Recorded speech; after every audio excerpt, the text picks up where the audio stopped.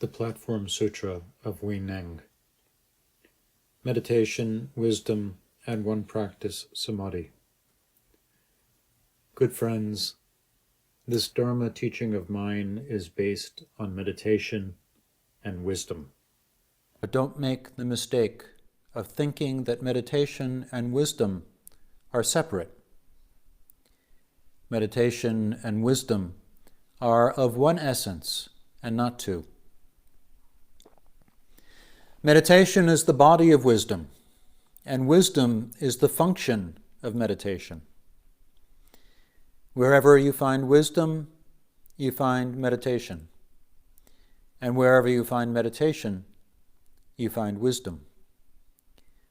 Good friends, what this means is that meditation and wisdom are the same.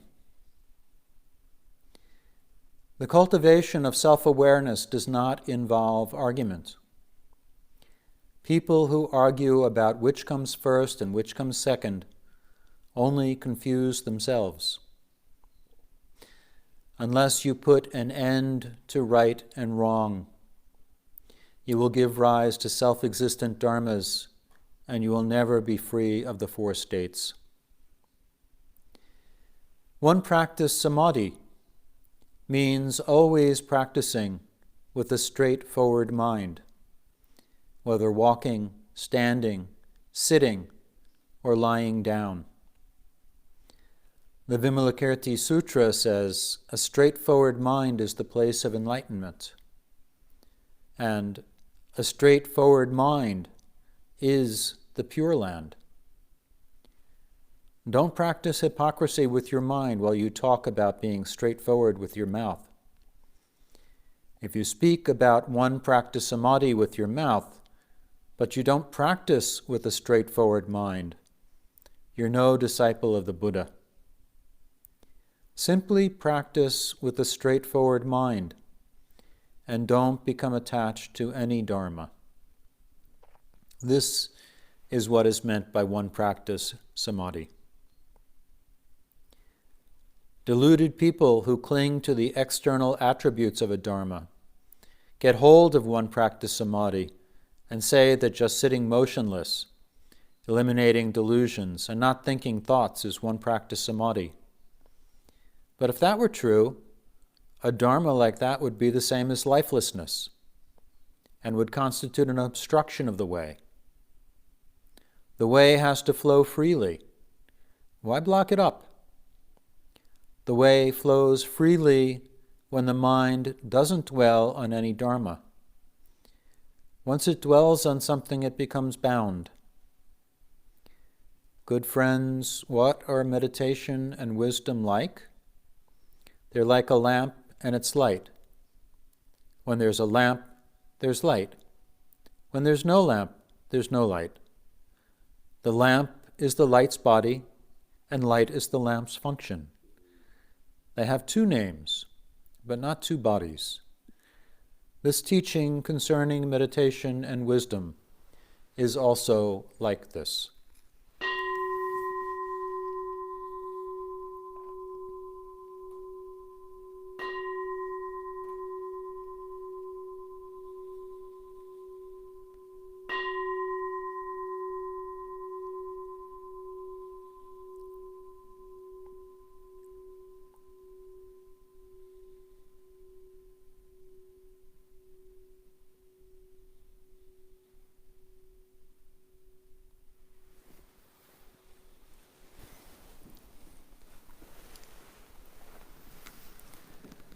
Good afternoon. So this Rohatsu one-day session has just passed into the afternoon. We're just a little bit past noon right now. How's everyone feeling? Luminous? I hope so. A little joyful? I hope so. So I'm giving everyone a little break from Bodhidharma today. I'm not finished with Bodhidharma, but a little break is good now and then. Instead, we'll take Eno, in Chinese, Hui Neng, in Japanese, as we chant our lineage, Eno Daikon Zenji. Eno was born in February 638 and died August 28, 713. So to put this into some kind of historical context, Bodhidharma's dates are thought to be, as far as his time in China, somewhere around the end of the 5th century, and he probably passed away sometime early in the 6th century, somewhere around 540 or so. But those dates are very tentative. There is quite a lot of debate about exactly what his dates are. So Eno is roughly 100 years, born roughly 100 years after Bodhidharma's death. And to give you an idea of what was happening in the world at the time,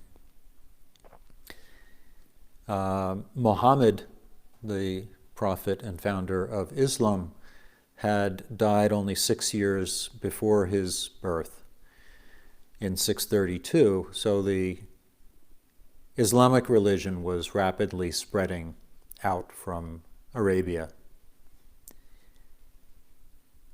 In Europe, the Roman Empire had fallen a couple of hundred years before the Western Roman Empire. The Eastern Empire had been conquered not by Islam, but by another invader who changed the official language from Latin to Greek. And in China, it was the end of one dynasty, the Sui dynasty, and the start of the Tang Dynasty, which anyone who studies Buddhist history and Zen history is very familiar with. Many of the great masters were in the Tang Dynasty. That change of dynasties was very important to Hui Neng, because Hui Neng's father was a government official. And when the dynasties changed, he lost his job. He was fortunate not to lose his life. They took their dynastic changes very seriously, and he was banished, sent 1,500 miles away into the southern regions of China, which were considered uncivilized, barbaric. Having lost his job, of course, he was very poor, and he died very soon after Hui Neng's birth. And so Hui Neng grew up the son of a single mother of a officially disgraced family. So having no connections, having no financial support, and he was as poor can be.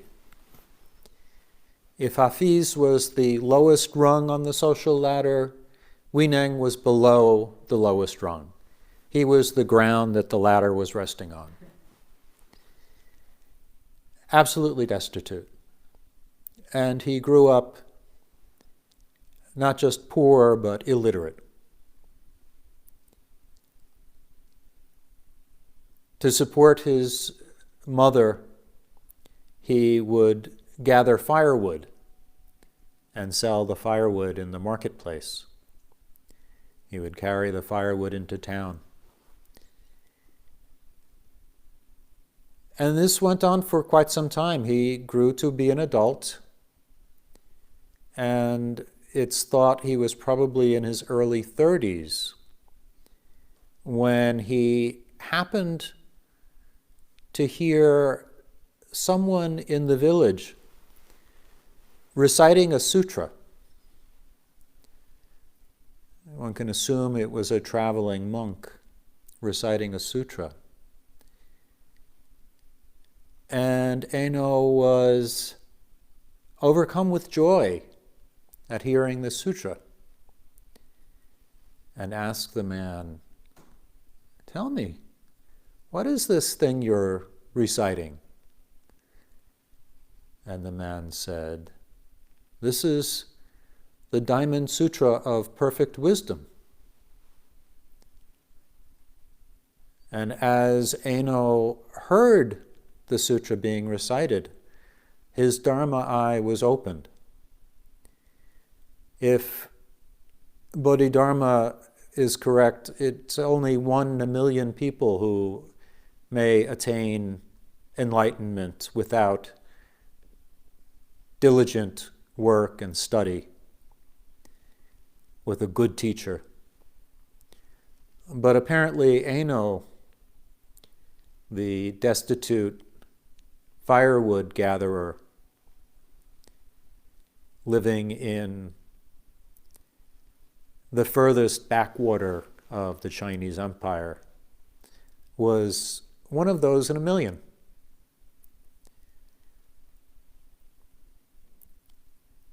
He said, "When I heard those words, my mind was open and I clearly saw my nature." So, of course, he asked the monk, "Well, where did you hear this wonderful text that you're reciting?" And he explained that it was in the Eastern Meditation Monastery under Master Hongzhen, or as we know him, Gunin Daiman Zenji. And so Eno made arrangements. He somehow managed to convince someone to sponsor him to make the trip to the Eastern Mountain Monastery. Not that he wanted money for himself, but he felt he had to take care of his mother. And so someone, knowing that he was going off to study Buddhism, gave him 20 pieces of silver to take care of his mother. And that enabled Eno to make this journey. So his very first pilgrimage was to this monastery. When he got to the monastery, he had an interesting encounter with Gunin Daiman Zenji.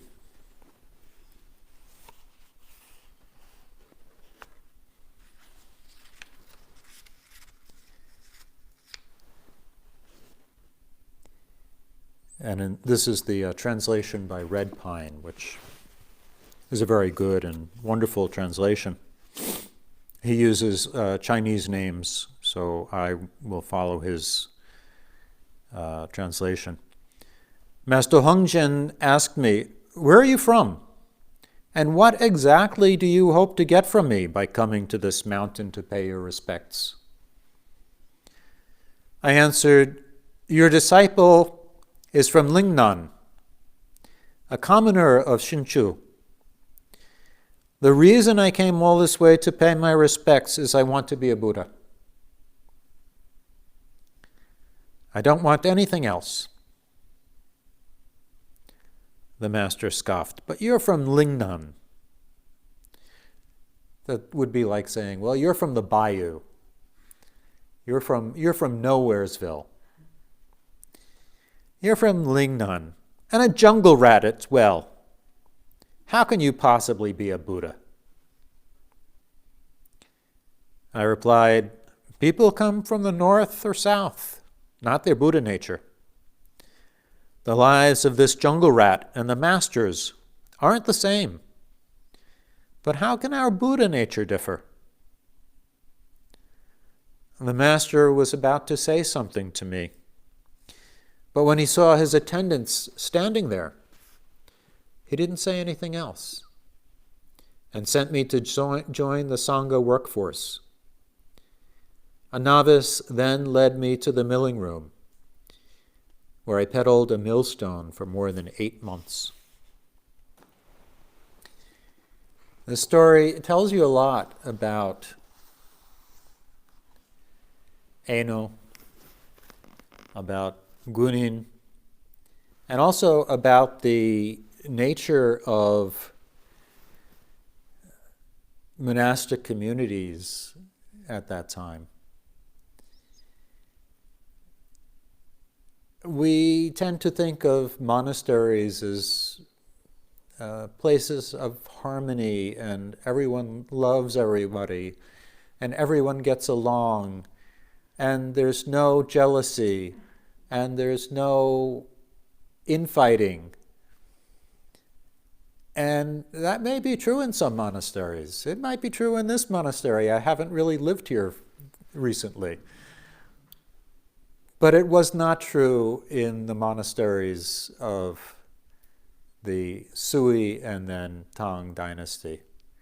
There were political factions. There was infighting. There was ambition. And although Gunin, in this exchange, could sense that Eino was something special, not your ordinary person, jungle rat or no, he was somebody who already knew something, already could see something, already had a clear understanding, an understanding which is not commonly encountered.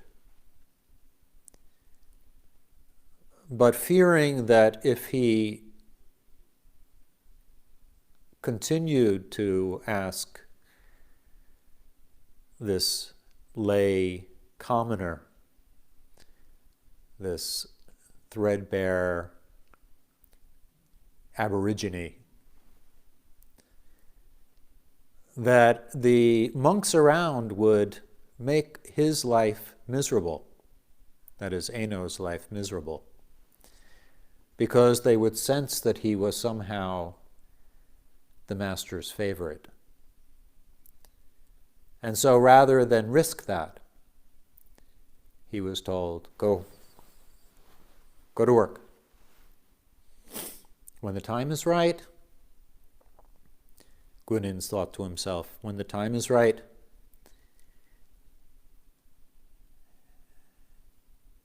this one will mature. This one will have something more to say, but not right now. And so for 8 months, Eino worked in the mill, running a treadstone, rather dangerous and grueling work.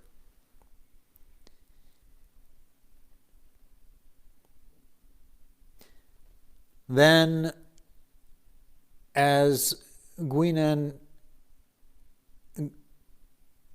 thought that perhaps, Gunin, that is, thought that his time to depart the world was approaching,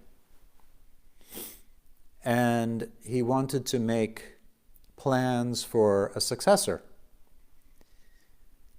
He announced a contest. The contest was that the monks should compose a gatha, a poem, expressing their understanding of this matter.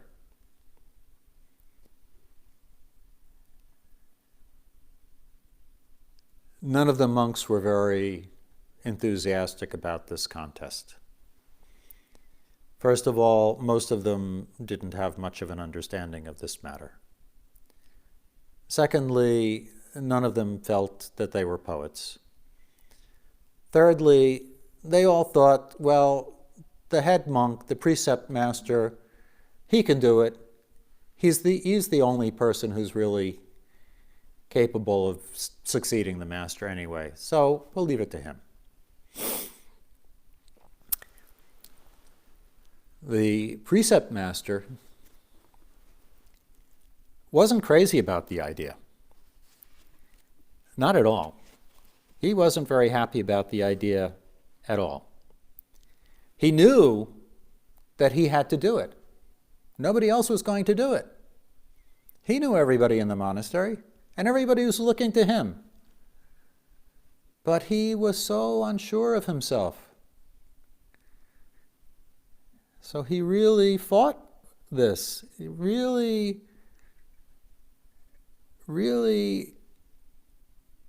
just had the hardest time convincing himself that he should do it. It's not that he was ambitious. It's that he felt that it was his duty to do this.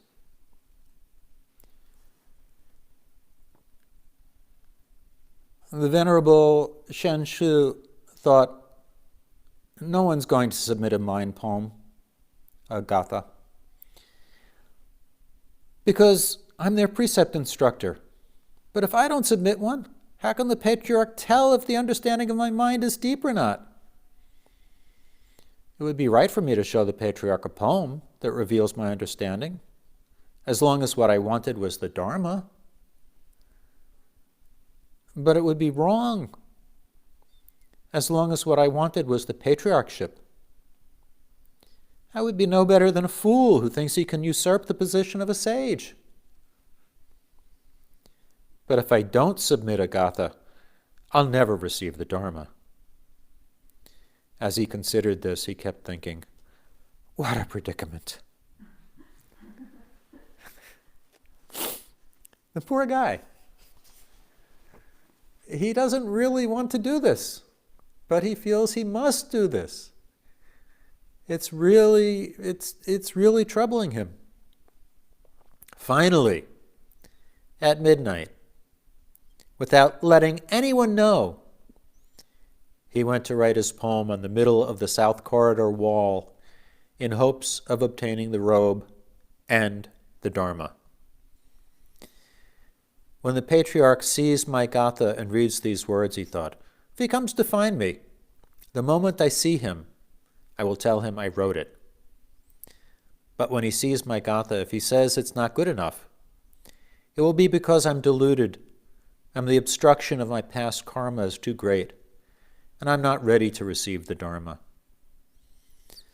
The Master's mind is impossible to fathom. I may as well stop worrying about it.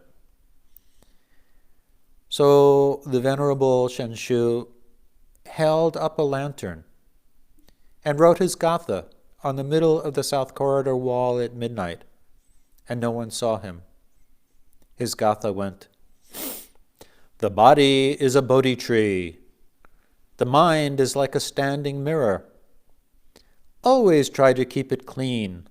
Don't let it gather dust. Which, as far as conventional Buddhist teaching at the time goes, was not a bad poem. Certainly not inspired, but not bad. It showed a conventional understanding of Buddhist practice. It didn't really show the depth of Zen understanding.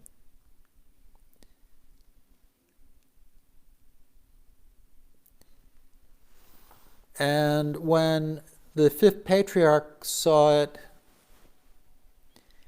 he said, well, if people read this and understand it, they won't regress. which is somewhat like damning with faint praise. And all of the monks went around saying, "Oh, the fifth patriarch thinks this is just wonderful." Not exactly.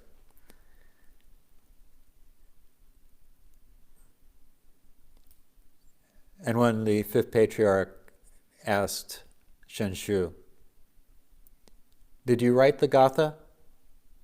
If you did, you're ready to receive my Dharma." He didn't say anything about the robe and the bowl. He just said, "You're ready to be taught. You're ready to receive my Dharma." Shenshu said, "I'm guilty. It's true. I was the one who wrote it. But I don't dare ask for the patriarchship, only for the master's consideration as to whether your disciple has acquired enough wisdom to understand what is truly important or not." So Shenshu is in no way the bad guy here. He's doing his best. He has a good attitude, and he's ready for instruction. He's just not ready to be the successor. The fifth ancestor said, "This Gatha of yours shows your understanding has only reached the threshold and has not yet entered inside. If ordinary people use your Gatha in their practice, they won't regress. But someone with such an understanding who seeks perfect enlightenment will never realize it. If you want to enter the door, you have to see your nature. Go back and think about this for a few days and write me another Gatha. If you're able to enter the door and see your nature, I will give you the robe and the Dharma." Shenshu left, but after several days he still hadn't written anything. So all the other monks are convinced that Shenshu is the next patriarch. They're convinced that he is the anointed one, the successor. And they go around reciting the Gatha.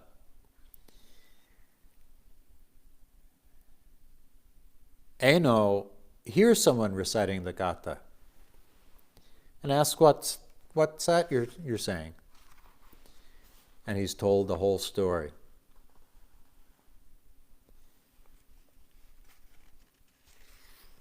And Eno realizes right away, not bad, but he doesn't quite get it, does he? And so he asks somebody, since he's illiterate, he asks someone to write down a verse for him. And he asks that this be written. "Bodhi doesn't have any trees. This mirror doesn't have a stand. Our Buddha nature is forever pure. Where do you get this dust?"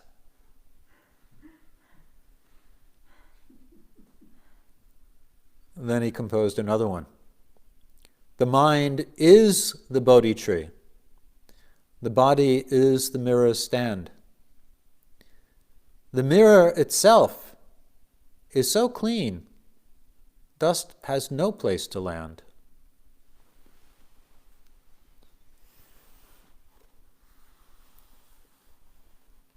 And when the fifth patriarch saw this Gatha, he realized right away that it could only be one person in the monastery who had written it, the jungle rat. And so at night, he comes to Eno's room.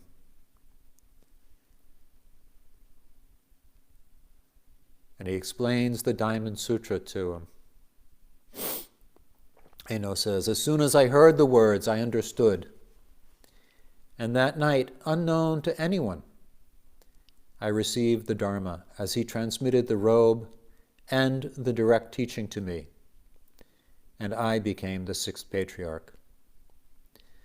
The robe is an embodiment of trust that has been handed down from one generation to the next, but the Dharma is transmitted from mind to mind and must be realized by people themselves. Then the fifth patriarch said, Hui Neng, since ancient times the lives of those to whom this teaching has been transmitted have hung by a thread. If you stay here, someone will harm you. You must leave at once.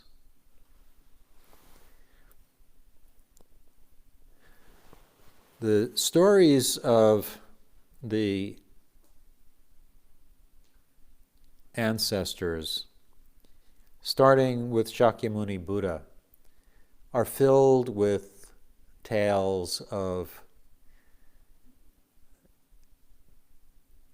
people being threatened, people in danger. Shakyamuni Buddha was poisoned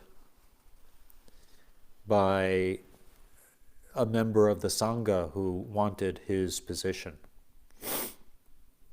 Not just poison, but the same person sent a bull elephant to trample him to death. And of course, the Buddha simply looked at the elephant and raised his hand, and the elephant calmed down right away.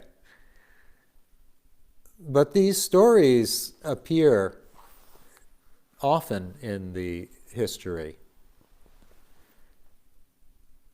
And in this case, the monastery had perhaps 1,000 monks. It was a place of great economic activity. It was like a town.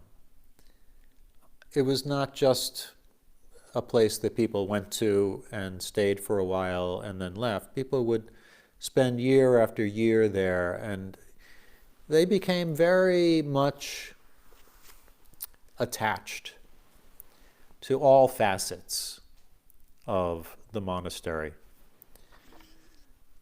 The economic activity, the social activity, and for a lay person, and not just a lay person, but a southerner considered a barbarian, an illiterate, to be given a position of such authority. Inconceivable. Inconceivable. And absolutely unsupportable.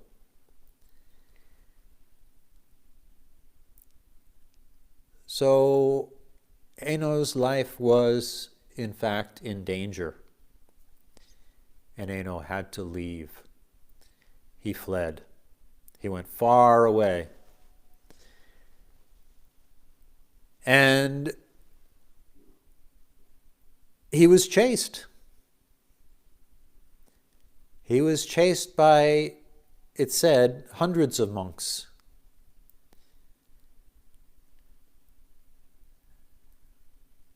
But he was always one step ahead. And finally, after a long journey, only one monk remained. He was, in his previous life before becoming a monk, a general, a strong and fierce man of great authority, great power, great physical strength, but who had become a monk because he also had a serious nature and wanted, after all of his power and influence, to receive the Dharma. He alone was able to catch up to Eno.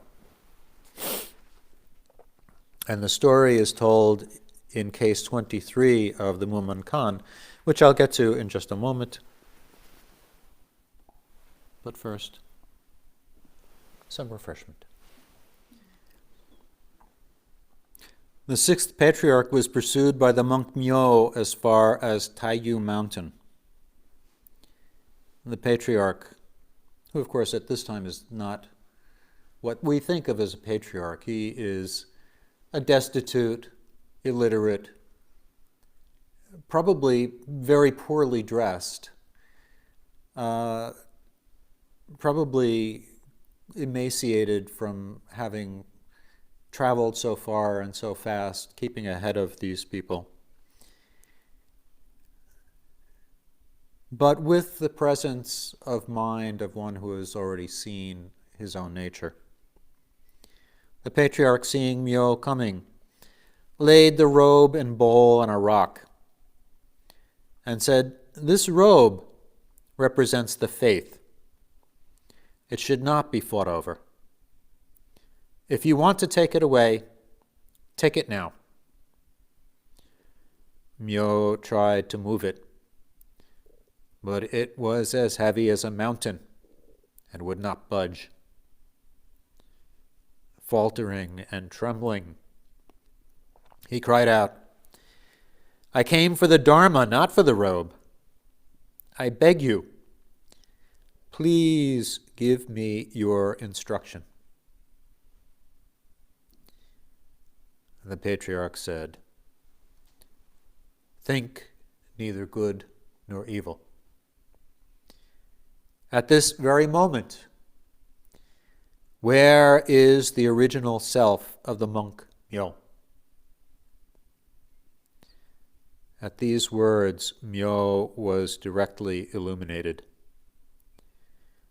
His whole body was covered with sweat. He wept and bowed, saying, "Besides the secret words and the secret meaning you have just now revealed to me, is there anything else deeper still?" Eno said, "What I have told you is no secret at all.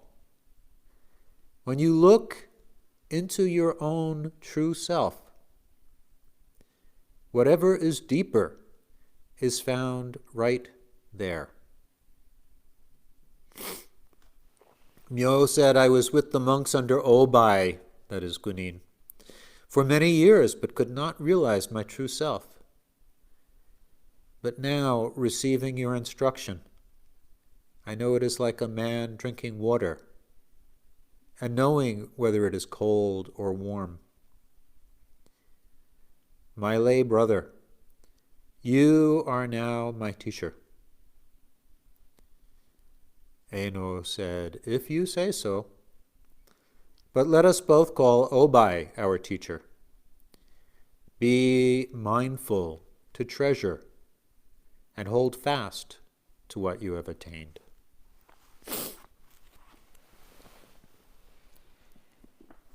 So this is the background for Eno, which brings us to the text.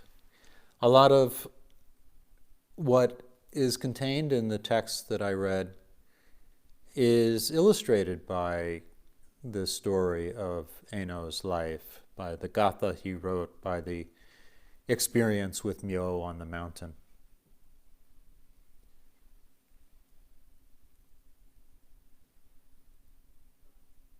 Good friends, this Dharma teaching of mine is based on meditation and wisdom.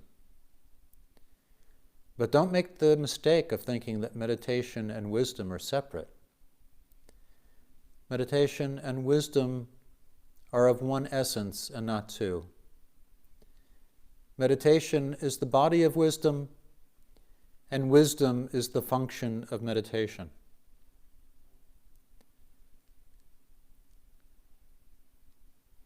Remember the Gatha he wrote, the mind is the Bodhi tree. The body is the mirror's stand.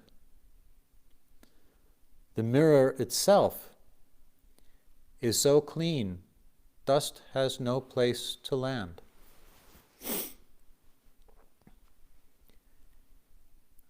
The mirror is the great mirror wisdom.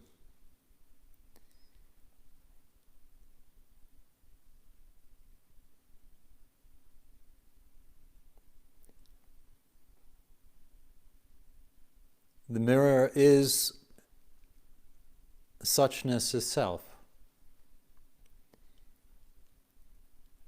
The body, as we sit in meditation, is just a stand, is just a place from which to observe the great mirror wisdom.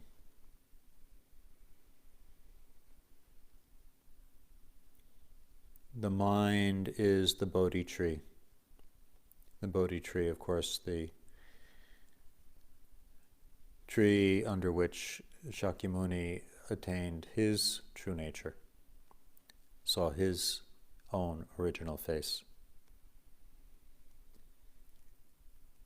The mirror itself is so clean, dust has no place to land. Meditation and wisdom.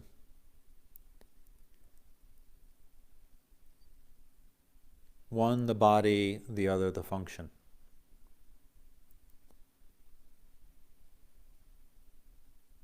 Wherever you find wisdom, you find meditation. And wherever you find meditation, you find wisdom.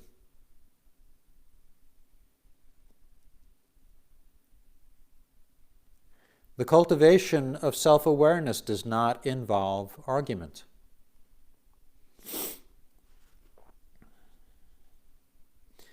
Here the sentence has 2 points. The first is, you can argue, well, which comes first, the chicken or the egg, meditation or wisdom? He's saying it doesn't matter, they're really the same thing. But the other point is, and this is perhaps more important,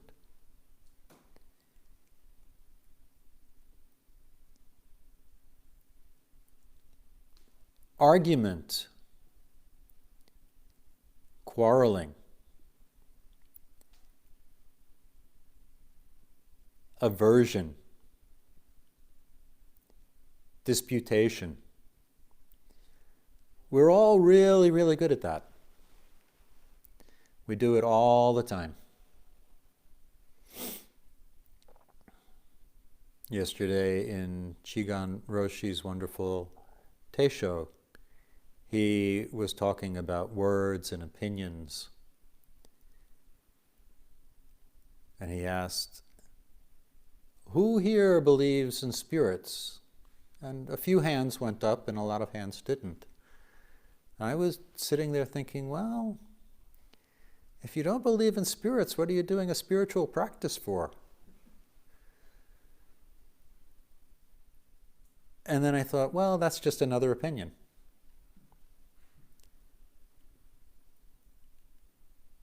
We love opinions.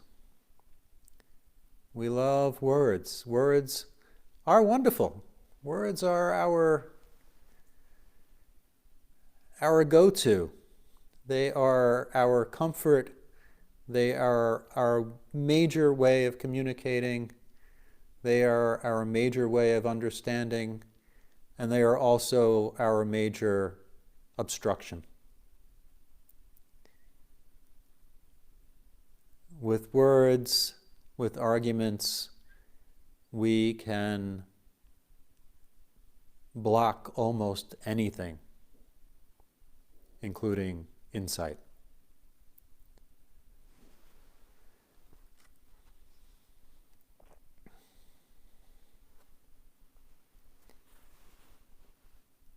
We argue with ourselves all the time. Oh, I wish I hadn't done that. What a mistake. Oh, I would be much more comfortable if I just did this move a little bit here. We do it during meditation. We do it all the time, really. That's kind of our thing. That's what we do.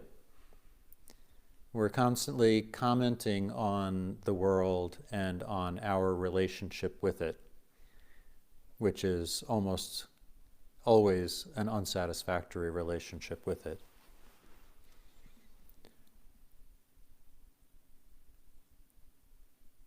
I'm sure you've had the argument while doing Zazen of, well, I'm doing this wrong. I don't know what I'm doing here. What a waste of time.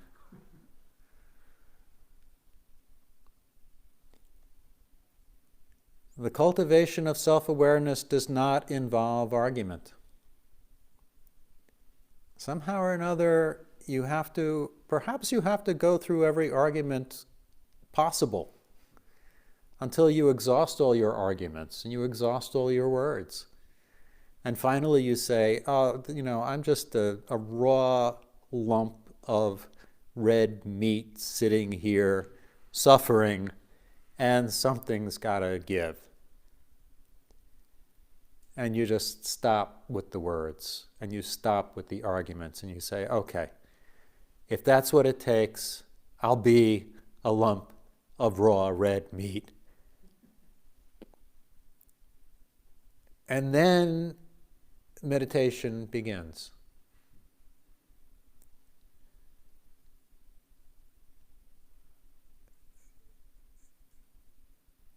I wish it could be somewhere else. I wish we could just sit down and right away, yes, meditation and wisdom are the same thing. Here I am meditating and I'm really wise now. But somehow, even though this is what Eno says, and it's true, it certainly doesn't seem that way. We will argue about it and argue about it and argue about it. People who argue about which comes first and which comes second only confuse themselves. People who argue about right and wrong, this and that, hot and cold, comfortable, uncomfortable, waste of time, good use of time, whatever you're arguing about, you'll only confuse things. Unless you put an end to right and wrong, you will give rise to self-existent dharmas, and you'll never be free of the 4 stages. Now, unfortunately, this is a little bit of Buddhist jargon.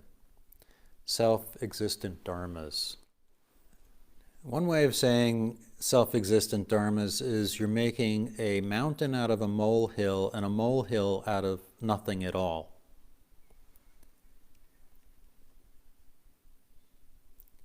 There's nothing there to obstruct you if you just stop arguing. But you'll continue to argue, and every argument is just a confirmation of dukkha. A confirmation that, yes, I exist, and this is this, and that is that, and oh, it hurts, and just stop. Just stop already.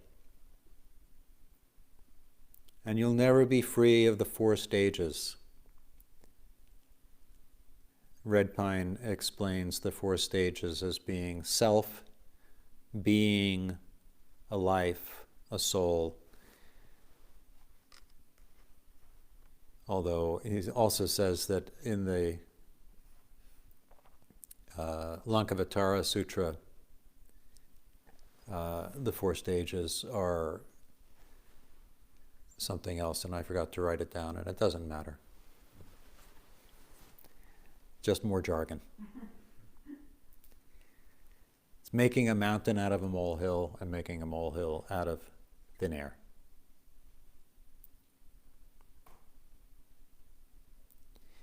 One practice samadhi means always practicing with a straightforward mind. Whether walking, standing, sitting, or lying down. The Vimalakirti Sutra says a straightforward mind is the place of enlightenment. And a straightforward mind is the Pure Land. Don't practice hypocrisy with your mind while you talk about being straightforward with your mouth. If you speak about one practice samadhi with your mouth, but don't practice with a straightforward mind, you're no disciple of the Buddha. Simply practice with a straightforward mind and don't become attached to any Dharma.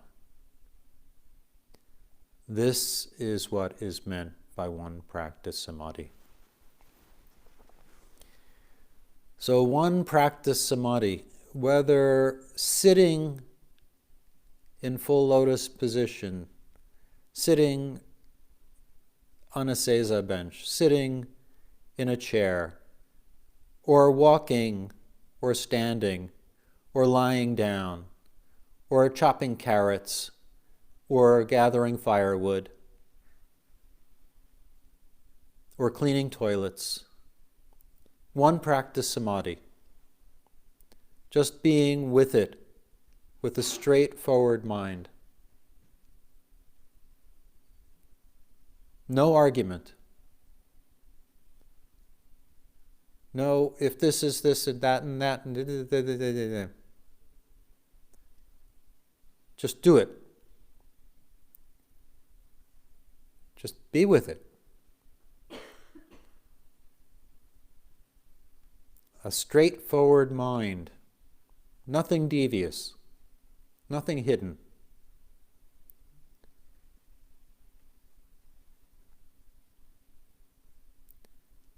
The precepts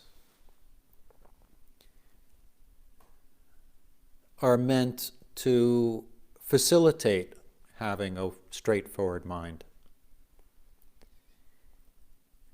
It's hard to have a straightforward mind and to lie or gossip, talk behind someone's back, or steal, or do any of the other unethical things that the precepts warn us about. They aren't meant to be an imposition. They're meant as a sort of guide rail to keep us from wandering off the straightforward mind.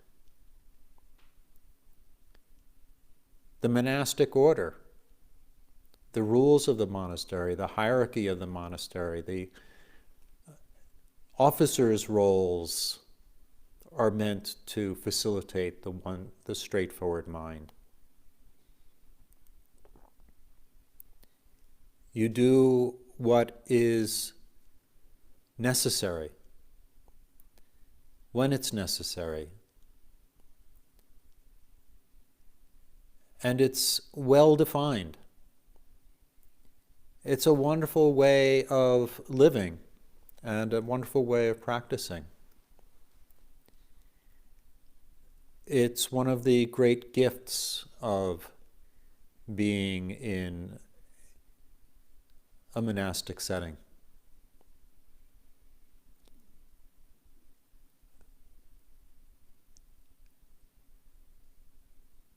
Things are so much less messy than in the so-called real world, where there are so many decisions to be made from moment to moment. Here, there are very few decisions to be made. You simply have to know the job that has been assigned to you and to do it without argument. to do it with a straightforward mind, with an open heart. But what occurs in the monastic setting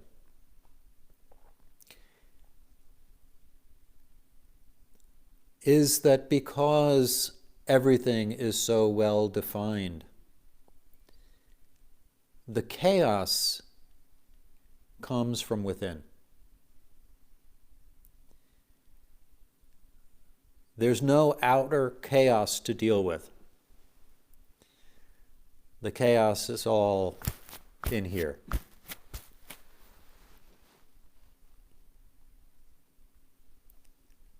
Which again is one of the great gifts of the monastic existence. There's no hiding from what's in here. We can hide for years and years behind all of the daily decisions, all of the daily tasks that we invent for ourselves.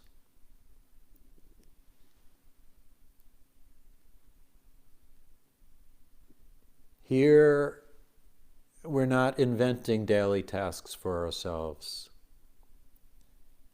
And there's no place to hide. You're straightforward or you're not, and you know it right away. You can kind of slide by on the outside. You can hide from yourself. Here, there's no hiding. That makes it very hard. But it makes it a wonderful place to look into your heart, because there are no distractions.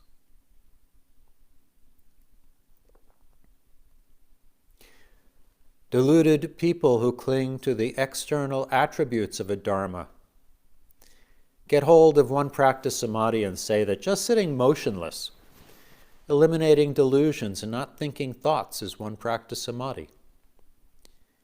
But if that were true, a dharma like that would be the same as lifelessness and would constitute an obstruction of the way. The way has to flow freely. Why block it up?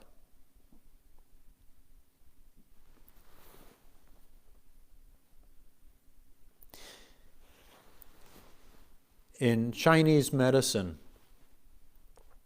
it's thought that illness is the result of a blockage of qi, or qi.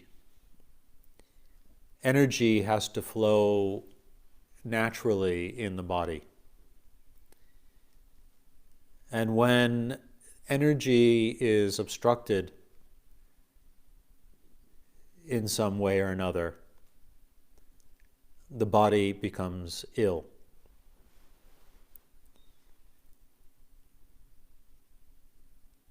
The Dharma is very much like this.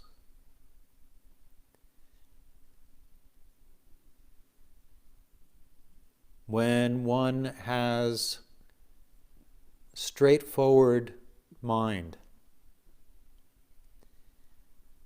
when one has openness and stops arguing,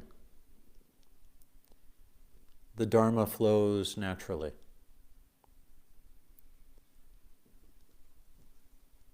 When one looks directly into one's nature,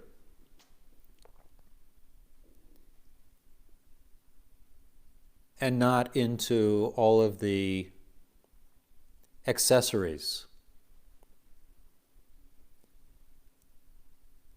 the Dharma flows naturally.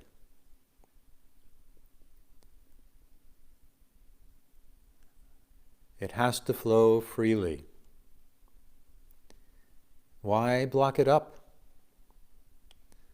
The way flows freely when the mind doesn't dwell on any Dharma. Dwelling on a Dharma is just another form of argument.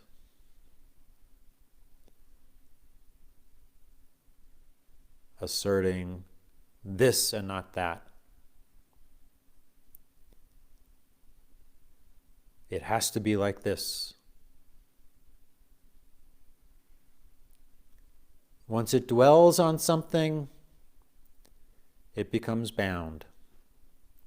And just like qi obstructing in the body, illness results.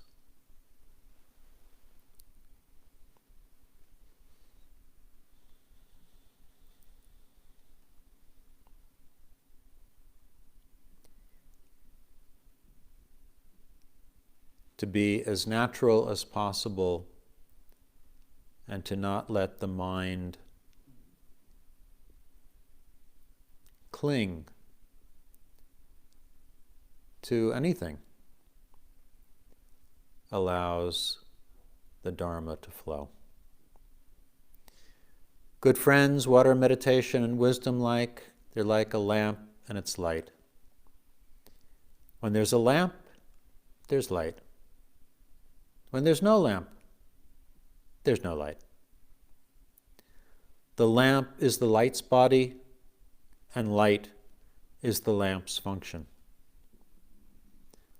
They have two names, but not two bodies. This teaching concerning meditation and wisdom is also like this.